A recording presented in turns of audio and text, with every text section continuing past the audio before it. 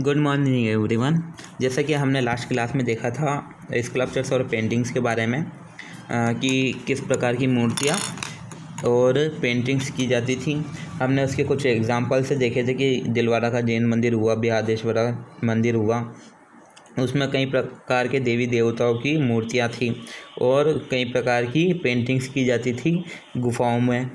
तो उसी टॉपिक को आगे बढ़ाते हैं और देखते हैं कि आगे क्या होता है। तो various miniature styles of paintings were introduced during this period, यानी कि इस अवधि के दौरान, इस समय के दौरान चित्रों की विभिन्न लघु शैलियों को पेश किया गया, यानी कि इसी समय के दौरान कई प्रकार की चित्रों की शैलियाँ आई है। The colors used in the painting were extracted from certain minerals, plant sources, conch shells, and were even derived by processing precious stones. और इसी समय क्या हुआ, चित्रों में इस्तेमाल के लिए रंगों को कुछ खनिजों और पौधों तथा शंखों से निकाला गया था, यानी कि जो चित्र होते थे उनमें जो कलर का इस्तेमाल किया जाता था उनको कहाँ से लेते थे, कुछ तो खनिजों से लिए और कुछ पौधों से लिए तथा शंख से निकाला गया था, और यहाँ तक कि कीमती पत्थरों को संसाधित करके प्राप्त किया गया था, यानी कि कुछ कीमती पत्थरों को भी प्राप्त किया गया। और आगे देखते हैं, gold and silver were used, और सोना तथा चांदी का भी उपयोग किया गया। The preparation of desired colour was a lengthy process, sometimes taking 2 weeks। Brushes used were very fine. और क्या होता था, वांछित रंगों की तैयारी एक लंबी प्रक्रिया थी, कभी कभी इसमें 2 सप्ताह लग जाते थे, यानी कि जो रंगों का जो ये प्रक्रिया चलती थी ये एक लंबी प्रक्रिया थी, इसमें कभी कभी 2 हफ्ते तक लग जाते थे। और उपयोग किए गए ब्रश बहुत ठीक थे, यानी अच्छे थे, जो जिन ब्रशों का यूज़ किया गया था वो अच्छे थे। The Chola period is remarkable for its sculptures and bronzes. Chola काल अपनी मूर्तियाँ और कांसे के लिए उल्लेखनीय है, यानी कि चोल काल में जो चोल पीरियड था उस समय कई प्रकार की मूर्तियाँ और कांसे के जो यूज़ किया गया।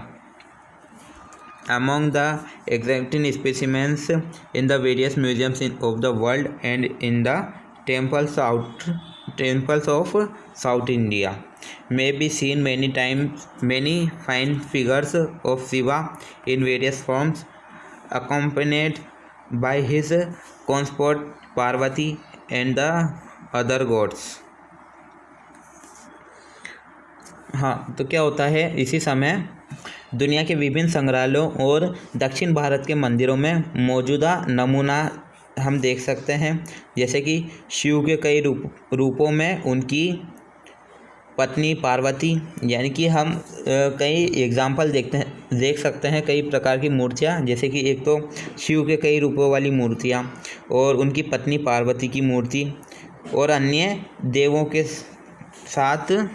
आगे देखते हैं, Demigods and goddess of the Shivat Pantheon Vishnu, his consort Lakshmi, the Narayan Mars, other Shiva saints and many more। और हम देखते हैं कि अन्य देवों के साथ देवतागण विष्णु और सहदेव के देवता सहदेव और देवता विष्णु और विष्णु के रूप में देखे जा सकते हैं, यानी कि कई प्रकार के जो भगवानों की हम मूर्तियाँ देख सकते हैं। और उनकी पत्नी लक्ष्मी, नारायण, अन्य शिव संत और भी बहुत कुछ है, यानी कि इन सभी प्रकार की मूर्तियाँ हम यहाँ देख सकते हैं। आगे बढ़ते हैं, आपके नेक्स्ट टॉपिक है वो है इंस्क्रिप्शंस, यानी कि शिलालेख के बारे में। Epigraphy is the study of inscriptions, यानी कि शिलालेख की जो अध्ययन किया जाता है, इसके जो बारे में जो अध्ययन किया जाता है, पढ़ा जाता है, उसको एपिग्राफी कहा जाता है। Inscriptions were commonly inside on stone, marble, metal, terracotta of would. शिलालेख आमतौर पर पत्थर, संगमरमर, धातु, टेराकोटा या लकड़ी पर उगाए जाते हैं। They recorded religious instructions, royal order and gifts provided to villagers and temples. उन्होंने गांवों और मंदिरों को प्रदान किए गए धार्मिक निर्देश, शाही आदेश और उपहार दर्ज किए।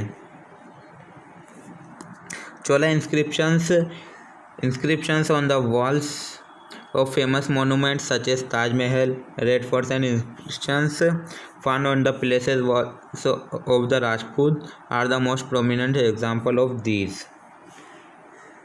हम देख सकते हैं कि चोल शिलालेख प्रसिद्ध स्मारकों की दीवारों पर शिलालेख हुए हैं, जैसे कि ताजमहल हुआ, लाल किला हुआ और राजपूतों की महल की दीवारों पर पाए गए शिलालेख इनमें से सबसे प्रमुख उदाहरण हैं। यानी कि ये जो हमने देखे कुछ प्रमुख उदाहरण थे शिलालेखों के, जैसे कि चोल शिलालेख हुआ है और प्रसिद्ध स्मारक हुए हैं जैसे कि ताजमहल हुआ है, लाल किला हुआ है, वहाँ पर हम शिलालेख देख सकते हैं और राजपूतों की जो महल की दीवारों होती थी उस पर भी शिलालेख पाए गए हैं। ये सब प्रमुख उदाहरण हैं। Inscriptions tell us about the life of the people, achievements of the great kings, and some of them then even provide a genealogical list of kings from a dynasty. शिलालेख हमें लोगों के जीवन, महान राजाओं की उपलब्धियों और उनमें से कुछ के बारे में बताते हैं, जो यहाँ तक कि एक वंश के राजाओं की एक वंशावली सूची प्रदान करते हैं। यानी कि शिलालेख हमें उस समय के जो लोगों के जीवन के बारे में बताते हैं और जो महान राजा हुए हैं उनकी उपलब्धियों के बारे में बताते हैं और कुछ वंशों के राजाओं के वंशावली की सूची हमें प्रदान करते हैं। Inscription of temples walls help us to learn a lot about south India. मंदिर की दीवारों पर शिलालेख हमें दक्षिण भारत के बारे में बहुत कुछ जानने में मदद करते हैं। इसके आगे हम नेक्स्ट क्लास में पढ़ेंगे।